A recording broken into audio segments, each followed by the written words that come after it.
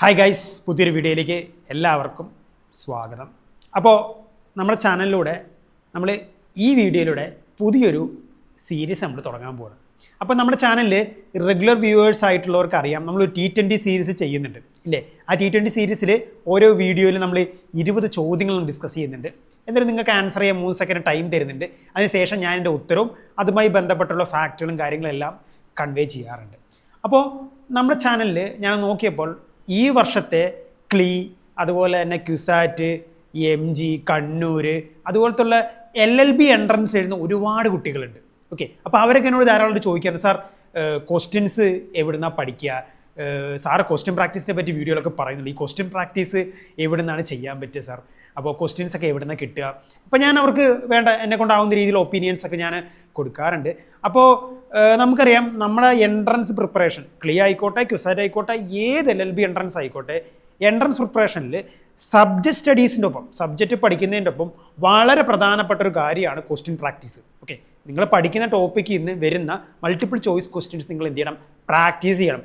നമ്മൾ ഒരു പരീക്ഷ എഴുതാൻ പോകുമ്പോൾ നമ്മുടെ മൈൻഡിൽ ഒരുപാട് ചോദ്യങ്ങളും അതിൻ്റെ ഉത്തരങ്ങളും നമ്മുടെ എന്താ പറയുക ഉള്ളിലുണ്ടായിരിക്കണം. എന്നാലാണ് നമുക്ക് എന്ത് ചെയ്യാൻ പറ്റുള്ളൂ, ആ എക്സാമിന് നമുക്ക് എന്ത് ചെയ്യാം, പെർഫോം ചെയ്യാൻ പറ്റുള്ളൂ. മിയർ സബ്ജക്റ്റ് പഠിച്ചുകൊണ്ട് നമുക്കൊരു എൻട്രൻസ് പെർഫോം ചെയ്യാൻ പറ്റിയെന്ന് വരില്ല. അപ്പോൾ നമ്മൾ എപ്പോഴും സബ്ജക്റ്റ് സ്റ്റഡീസിൻ്റെ ഒപ്പം തന്നെ എപ്പോഴും ആ പഠിക്കുന്ന ഭാഗത്തു നിന്നുള്ള ചോദ്യങ്ങൾ എപ്പോഴും നമ്മൾ ചെയ്യണം. ഓക്കെ, എന്നാൽ മാത്രമാണ് നമ്മുടെ സ്റ്റഡീസ് കംപ്ലീറ്റ് ആവുള്ളൂ. അപ്പോൾ നമ്മൾ ഇന്നത്തെ വീഡിയോയിലൂടെ നമ്മളൊരു T10 സീരീസ് നമ്മൾ തുടങ്ങണം, exclusively for LLB entrance aspirants. KLEE ഉണ്ട്, ക്യുസാറ്റ് ഉണ്ട്, MG, അതുപോലത്തുള്ള ഈ വർഷം ഈ കലണ്ടർ ഇയറിൽ വരുന്ന എല്ലാ എൻട്രൻസ് കുട്ടികൾക്കും വേണ്ടിയുള്ള T10 സീരീസാണ്. ഈ ഓരോ വീഡിയോയിലും നമ്മൾ 10 ചോദ്യങ്ങൾ നമ്മൾ ഡിസ്കസ് ചെയ്യും. ഓക്കെ, നിങ്ങൾക്ക് ആൻസർ ചെയ്യാൻ ഞാൻ 3 സെക്കൻഡ് ടൈമും തരും. അതിനുശേഷം ഞാൻ എൻ്റെ ഉത്തരവും അതിനോടൊപ്പം തന്നെ അതുമായി ബന്ധപ്പെട്ടുള്ള അസസറി ആയിട്ടുള്ള ഫാക്റ്റുകളും കാര്യങ്ങളൊക്കെ ഷെയർ ചെയ്യും. അപ്പോൾ ആക്റ്റീവായിട്ട് പാർട്ടിസിപ്പേറ്റ് ചെയ്യുക. നമ്മുടെ എൻട്രൻസ് ആസ്പിരൻസ് ആയ കുട്ടികൾക്ക് വേണ്ടിയിട്ടുള്ളതാണ്. അപ്പോൾ നിങ്ങൾ ആക്റ്റീവായിട്ട് പാർട്ടിസിപ്പേറ്റ് ചെയ്യുക, സീരിയസ് ആയിട്ട് ചെയ്യാം. ഓക്കെ, ഈ ചോദ്യം നിങ്ങൾക്ക് ആൻസർ ചെയ്യാൻ 3 സെക്കൻഡ് ടൈം തരുന്നുണ്ട്.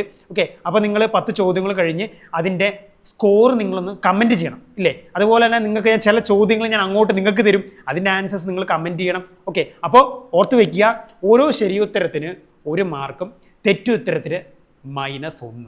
ഓക്കെ, അപ്പോൾ അങ്ങനെ ആക്റ്റീവായിട്ട് പാർട്ടിസിപ്പേറ്റ് ചെയ്യുക, നിങ്ങളുടെ സ്കോർ കമൻറ്റ് ചെയ്യുക. അപ്പോൾ നമുക്ക് ഫസ്റ്റ് ക്വസ്റ്റ്യനിലേക്ക് നമുക്ക് പോകാം. ഫസ്റ്റ് ക്വസ്റ്റ്യൻ നമുക്ക് നോക്കാം. Law of tots has largely developed through A. Judicial decisions, B. Customs, C. Legislation, D. None of the above.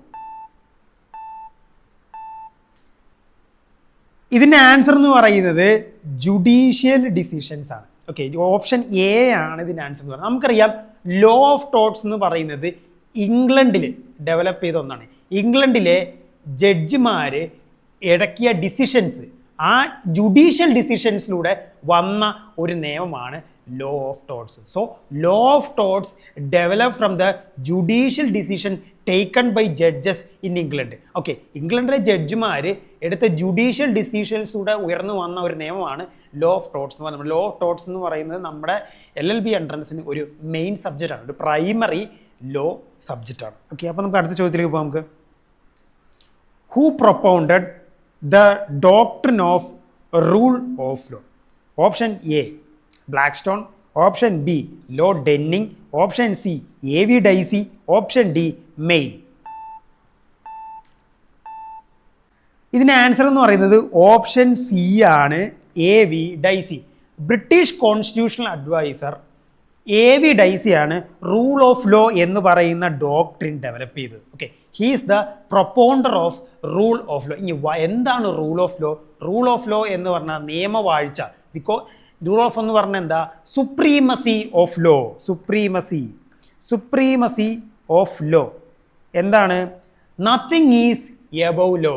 ഒന്നും നിയമത്തിന് എന്താ പറയുക അതീതമല്ലെന്നാണ് ഈ റൂൾ ഓഫ് ലോ എന്ന് പറയുന്നത്. അല്ലെങ്കിൽ വേറെ രീതിയിലും പറയാം, എല്ലാവരും നിയമത്തിന് മുന്നിൽ എല്ലാവരും സമമാണ്, equality before the law.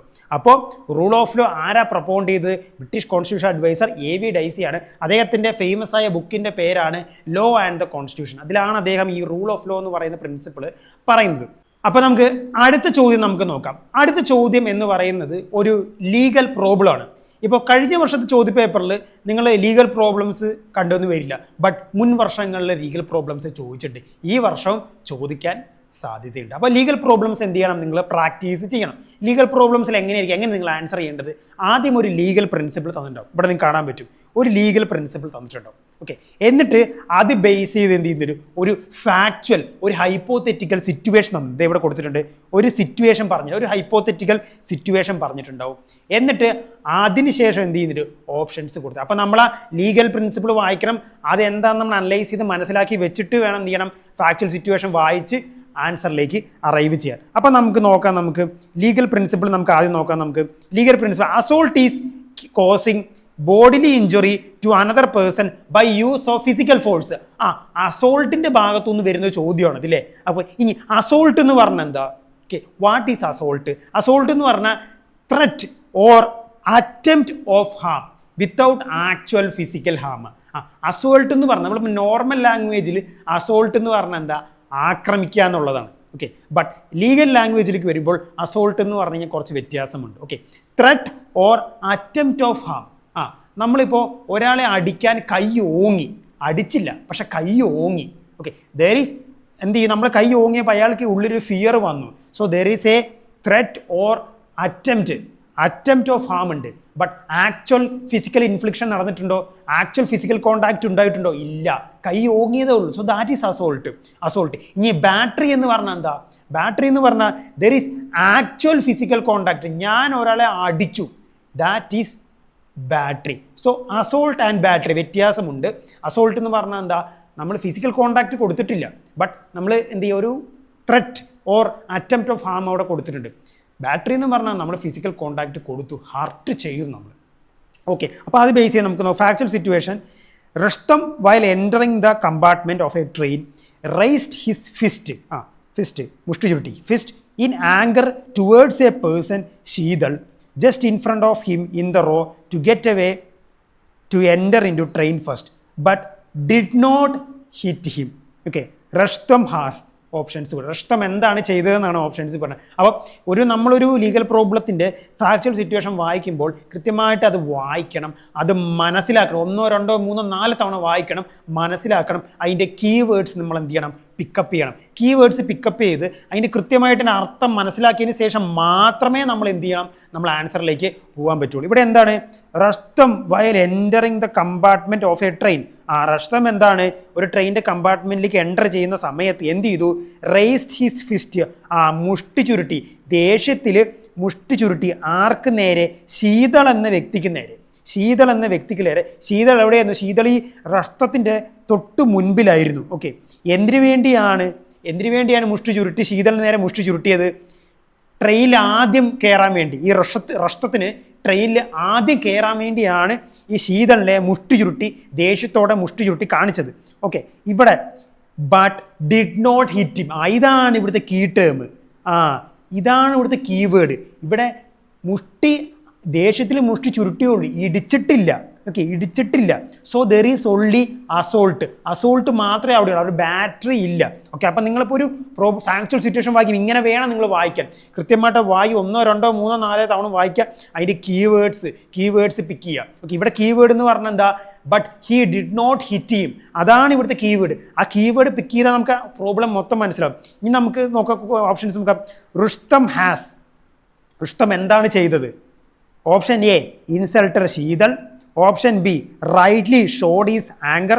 Option C not committed an assault on Sheetal. Option D committed an assault on Sheethal.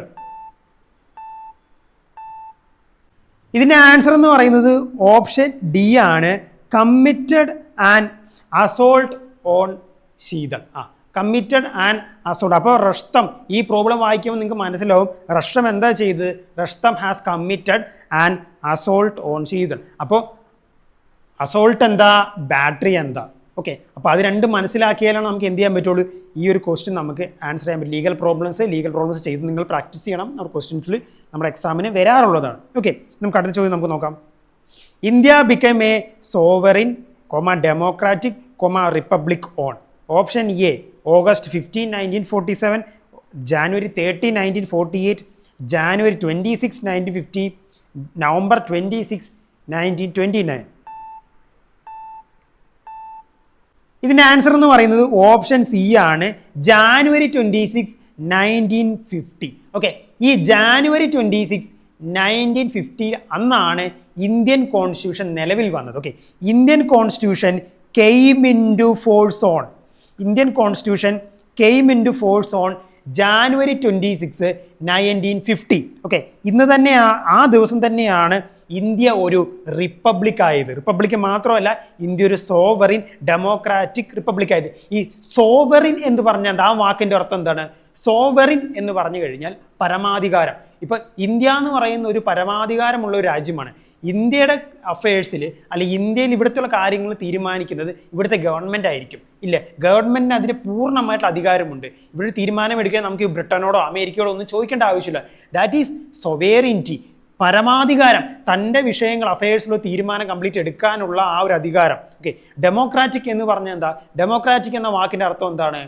നമ്മളെ ആര് ഭരിക്കണമെന്ന് നമ്മൾ തീരുമാനിക്കും. Okay, we decide who should be ruling us. Okay, നമ്മളെ ആര് ഭരിക്കണം എന്നുള്ളത് നമ്മൾ തീരുമാനിക്കുക. നമ്മളെ ഭരിക്കേണ്ട ആൾക്കാർ നമ്മൾ തന്നെ വോട്ട് ചെയ്ത് തിരഞ്ഞെടുക്കും. അതിനാണ് ഒരു ഡെമോക്രാറ്റിക് സിസ്റ്റം എന്ന് പറയുന്നത്. റിപ്പബ്ലിക് എന്ന് പറഞ്ഞ വാക്കിൻ്റെ അർത്ഥം എന്താ? What is the word republic? Republic എന്ന് പറഞ്ഞു കഴിഞ്ഞാൽ ഒരു സ്റ്റേറ്റിന് ഒരു ഇലക്റ്റഡ് ഹെഡ് ഉണ്ട്. ഇപ്പം നമ്മുടെ ഇന്ത്യയിൽ നമുക്ക് പ്രസിഡന്റ് ഉണ്ട്, ഇല്ലേ? Is an elected head of the state. അപ്പോൾ ഈ elected head of the state ഉള്ള ഒരു രാജ്യത്തിനാണ് നമ്മൾ റിപ്പബ്ലിക് എന്ന് പറയുന്നത്. അപ്പോൾ ജാനുവരി 26, 1950.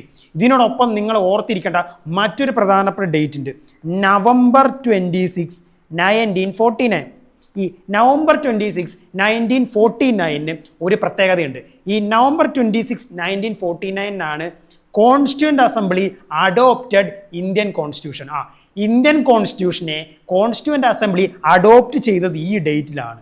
ഓക്കെ, ഈ ജാനുവരി 26 ഇന്ത്യൻ കോൺസ്റ്റിറ്റ്യൂഷനെ കോൺസ്റ്റിറ്റ്യൂവൻ്റ് അസംബ്ലി അഡോപ്റ്റ് ചെയ്തത്. പക്ഷെ നിലവിൽ വന്നത് ജാനുവരി 26, 1950. ഈ നവംബർ 26 നമ്മൾ നാഷണൽ ലോ ഡേ ആയിട്ട് ആചരിക്കുന്നത്. അപ്പോൾ നാഷണൽ ലോ ഡേ എന്നാന്ന് ചോദിച്ചാൽ അതിൻ്റെ ആൻസർ എന്താ? നവംബർ 26. അതുപോലെ തന്നെ വേറൊരു ഡേയും കൂടി വളരെ പ്രധാനപ്പെട്ട നാഷണൽ കോൺസ്റ്റിറ്റ്യൂഷൻ ഡേ എന്നാണ് നാഷണൽ കോൺസ്റ്റിറ്റ്യൂഷൻ അറിയുന്നവർ കമൻറ്റ് ചെയ്യുക. ഓക്കെ, അപ്പോൾ നമുക്ക് അടുത്ത ചോദ്യത്തിലേക്ക് നമുക്ക് പോകാം. The Speaker of Lok Sabha is elected by option A, all members of parliament, option B, all the people directly, option C, all the members of Lok Sabha, option D, the members of majority party in the Lok Sabha. ഇതിൻ്റെ answer എന്ന് പറയുന്നത് option C ആണ്. Okay, article 93 of Indian constitution provides for a speaker. സ്പീക്കറിനെ പറ്റി പറയുന്ന constitution article ഏതാ? Article 93, 93 സ്പീക്കറിനെ പറ്റി പറയുന്നത്. ഇന്ത്യക്ക് ഒരു സ്പീക്കർ വേണമെന്ന് പറഞ്ഞു. ഇനി who is speaker? Speaker is the presiding officer of Lok Sabha. ലോക്സഭയുടെ നാഥൻ അല്ലെങ്കിൽ ലോക്സഭയുടെ പ്രിസൈഡിങ് ഓഫീസർ എന്ന് പറയുന്നത് ആരാണ്? സ്പീക്കർ. നമുക്കറിയാം പാർലമെന്റ് എന്ന് പറഞ്ഞ് എന്തൊക്കെ ചേർന്ന പാർലമെന്റ്? ലോക്സഭ, രാജ്യസഭ, പ്രസിഡന്റ്. ഇവർ 3 പേര് ചേരുന്നതാണ് പാർലമെന്റ് എന്ന് പറയുന്നത്. അപ്പോൾ 2 സഭകളുണ്ട്. 2 സഭ. ലോക്സഭേനെ നമ്മൾ ഹൗസ് ഓഫ് പീപ്പിൾ എന്ന് പറയുന്നത് ലോക്സഭയുടെ നാഥൻ എന്ന് പറയുന്നത് ആരാണ്? അത് സ്പീക്കറാണ്. ഇനി നമുക്ക് രാജ്യസഭയുണ്ട്. രാജ്യസഭനെ വിളിക്കുന്ന വേറൊരു പേരാണ് കൗൺസിൽ ഓഫ് സ്റ്റേറ്റ്സ്. രാജ്യസഭയുടെ നാഥൻ ആരാ? രാജ്യസഭയുടെ നാഥൻ എന്ന് പറയുന്നത് വൈസ് പ്രസിഡന്റ് ആണ്. ഓക്കെ, വൈസ് പ്രസിഡന്റിന് 2 ജോലികളുണ്ട്. വൈസ് പ്രസിഡന്റ് ആയിട്ടും ഇരിക്കണം. He or she is also the ex officio chairman of Rajya Sabha. അപ്പോൾ ഇനി ലോക്സഭ സ്പീക്കറിനെ എങ്ങനെ തിരഞ്ഞെടുക്കുന്നത്? ഓക്കെ, ആർട്ടിക്കിൾ 93 ലോക്സഭ ഒരു സ്പീക്കർ വേണമെന്ന് പറയുന്നത്. ഓക്കെ, നമ്മൾ ഇലക്ഷനൊക്കെ കഴിഞ്ഞ് ലോക്സഭയിൽ MP-മാരൊക്കെ വന്ന് എന്നിട്ട് ആ ലോക്സഭ മെമ്പേഴ്സിൽ നിന്ന് ഉള്ള ഒരാളെ തന്നെയാണ് സ്പീക്കറായിട്ട് എലക്ട് ചെയ്യുന്നത്. ഓക്കെ, അപ്പോൾ ലോക്സഭാ മെമ്പേഴ്സ് തന്നെ വോട്ട് ചെയ്ത് അതിൽ നിന്ന് ലോക്സഭയിൽ ഒരു മെമ്പറിനെ എന്ത് ചെയ്യും? സ്പീക്കർ ആക്കാം. അപ്പോൾ ഇതിൻ്റെ ആൻസർ എന്താ?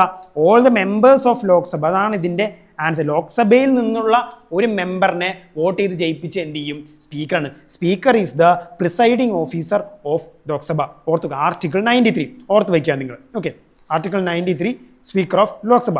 ഇനി അടുത്ത ക്വസ്റ്റ്യൻ നമുക്ക് നോക്കാം. Which of the following represents the mental aspect of the crime?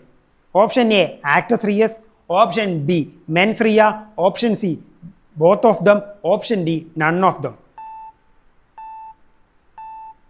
ഇതിൻ്റെ ആൻസർ എന്ന് പറയുന്നത് ഓപ്ഷൻ ബി ആണ്, mens Riya.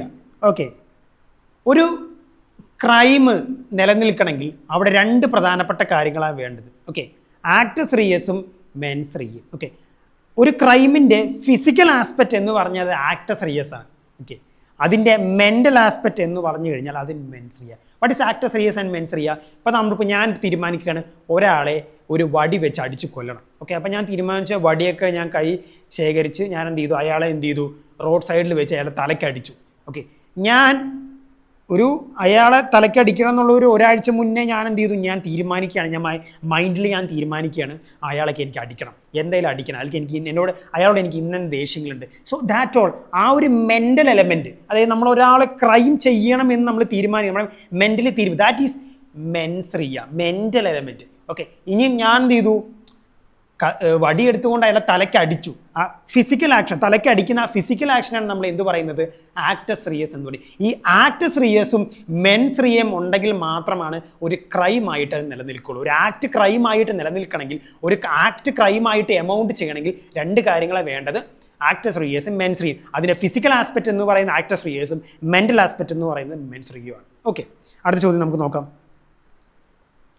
How many types of punishments are prescribed under Indian Penal Code? Option A 3, option B 4, option C 5, option D 6. ഇതിൻ്റെ answer എന്ന് പറയുന്നത് option C ആണ്, 5. ഇനി IPC-യിൽ, Indian penal കോഡിൽ പണിഷ്മെൻറ്റ്സിനെ പറ്റി പറയുന്ന സെക്ഷൻ ഏതാ? സെക്ഷൻ 53. ഓക്കെ, അത് BNS-ലേക്ക് വന്നപ്പോൾ ഏതേത് സെക്ഷൻ 4. ഓക്കെ, അപ്പോൾ നമ്മൾ രണ്ടും അറിഞ്ഞിരിക്കണം. BNS-ൽ സെക്ഷൻ 4-ലും IPC-ൽ സെക്ഷൻ 53-ലാണ് ടൈപ്സ് ഓഫ് പണിഷ്മെൻറ്റ്സിനെ പറ്റി പറയുന്നത്. IPC-ൽ 5 തരം പണിഷ്മെൻറ്റുകളാണ് ഉള്ളത്. പക്ഷേ BNS-ലേക്ക് വരുമ്പോൾ എത്രയുണ്ട്? 6 തരം പണിഷ്മെൻ്റ് ഉണ്ട്. കമ്മ്യൂണിറ്റി സർവീസ് എന്നൊരു പുതിയ തരം പണിഷ്മെൻറ്റും BNS ഇൻക്ലൂഡ് ചെയ്തിട്ടുണ്ട്, ഓർത്ത് വയ്ക്കുക. അടുത്ത ചോദ്യം നമുക്ക് നോക്കാം. A minor's agreement is void. This was held in the case of A. Mohri Bibi vs. Dharmadas Ghosh. Option B. Nihal Chand vs. Jan Muhammad Khan. Option C. Suraj Narayan vs. Sukku Akir. Option D. Chinnaya vs. Ramaya. ഇതിൻ്റെ answer എന്ന് പറയുന്നത് option A ആണ്, മോഹിരി ബീബി versus Dharmadas Ghosh. എപ്പോഴും ഒരു മൈനറിൻ്റെ agreement void, അതായത് 18 വയസ്സിന് താഴെയുള്ള ഒരു വ്യക്തിക്ക് ഒരു കോൺട്രാക്റ്റിൽ ഏർപ്പെടാൻ പറ്റില്ല. അങ്ങനെ 18 വയസ്സിന് താഴെയുള്ള ഒരു മൈനർ കോൺട്രാക്റ്റിൽ ഏർപ്പെട്ട ആ കോൺട്രാക്റ്റ് വോയിഡാണ്. വോയിഡ് എന്ന് പറഞ്ഞാൽ എന്താ?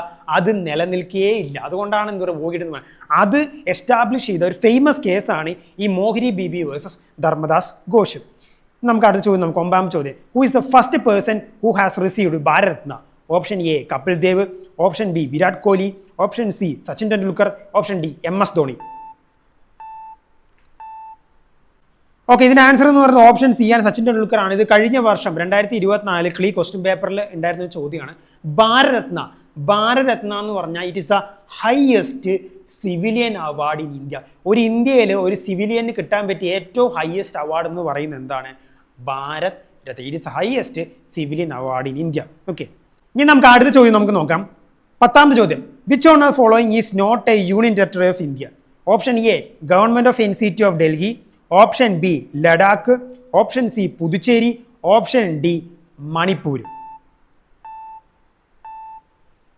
അപ്പോൾ ഈ ക്വസ്റ്റ്യൻ നിങ്ങൾക്കുള്ള ചോദ്യമാണ്. ഓക്കെ, ഇത് പെർഫെക്റ്റ്ലി നിങ്ങൾക്കുള്ള ചോദ്യമാണ്. ഇത് കഴിഞ്ഞ വർഷത്തെ ക്ലീ ക്വസ്റ്റ്യൻ പേപ്പറിൽ ഉണ്ടായിരുന്ന ചോദ്യമാണ്. അപ്പോൾ ഇതിൻ്റെ ആൻസർ അറിയുന്നവർ കമൻറ്റ് ചെയ്യുക. അതുപോലെ തന്നെ എത്ര യൂണിയൻ ടെറിട്ടറീസ് ഉണ്ട്? There are 8 union territories in India. ഇന്ത്യയിൽ 8 യൂണിയൻ ടെറിട്ടറീസും 28 സ്റ്റേറ്റ്സുമാണ് ഇപ്പോൾ നിലവിലുള്ളത്. ഓക്കെ, 8 യൂണിയൻ ടെറിട്ടറീസും 28 സ്റ്റേറ്റും. ഓക്കെ, ഏറ്റവും പുതിയതായിട്ട് ഏറ്റവും ലേറ്റസ്റ്റ് ആയിട്ട് വന്നിട്ടുള്ള 2 യൂണിയൻ ടെറിട്ടറിയാണ് ജമ്മു ആൻഡ് കാശ്മീരും ലഡാക്കും. ഓക്കെ, ജമ്മു ആൻഡ് കാശ്മീർ ലഡാക്കുമാണ് ഏറ്റവും പുതുതായിട്ട് വന്ന 2 യൂണിയൻ ടെറിട്ടറി. അപ്പോൾ ഈ ചോദ്യം നിങ്ങൾ ആൻസർ ചെയ്യുക, നിങ്ങൾക്കുള്ള ചോദ്യമാണ്. ഇതുപോലെ തന്നെ ധാരാളം ചോദ്യങ്ങൾ നിങ്ങൾ പ്രാക്ടീസ് ചെയ്ത് ശ്രമിക്കുക. നമ്മൾ ഇനിയും വീഡിയോസൊക്കെ ആയിട്ട് വരുന്നത് ഇതൊരു പാർട്ട് 1 വീഡിയോ ആയിട്ട് T10 സീരീസിൻ്റെ പാർട്ട് 1 വീഡിയോ ആയിട്ട് നിങ്ങൾ ട്രീറ്റ് ചെയ്യുക. നമ്മൾ ഇനിയും വരുന്നുണ്ട്. പിന്നെ ഞാൻ പറഞ്ഞ പോലെ ഞാൻ പറയാം, കഴിഞ്ഞ വർഷം നമ്മൾ നമ്മൾ ആദ്യമായിട്ട് ക്ലീയുടെ ഒരു സീരീസ് നമ്മൾ തുടങ്ങുന്ന ചാനലിലൂടെ തുടങ്ങുന്നത് കഴിഞ്ഞ വർഷമാണ്. കഴിഞ്ഞ വർഷം എനിക്ക് ഗംഭീര സപ്പോർട്ട് എനിക്ക് എല്ലാവരും തന്നു എനിക്ക്. അതുകൊണ്ട് തന്നെയാണ് ആ ഒരു മോട്ടിവേഷനാണ് ഈ കൊല്ലം നമ്മൾ ക്ലീയുടെ സീരീസ് നമ്മൾ ചെയ്യാൻ നമ്മൾ തീരുമാനിച്ചത്. അപ്പോൾ your support is the main factor. Support തന്നെയാണ് എല്ലാം. അപ്പോൾ നിങ്ങൾക്ക് കണ്ടന്റ് ഹെൽപ്ഫുള്ളായി ഉറപ്പായിട്ട് സപ്പോർട്ട് ചെയ്യുക, ലൈക്ക് ചെയ്യുക, സബ്സ്ക്രൈബ് ചെയ്യുക, ഫ്രണ്ട്സിനൊക്കെ അയച്ചു കൊടുക്കുക. Thank you.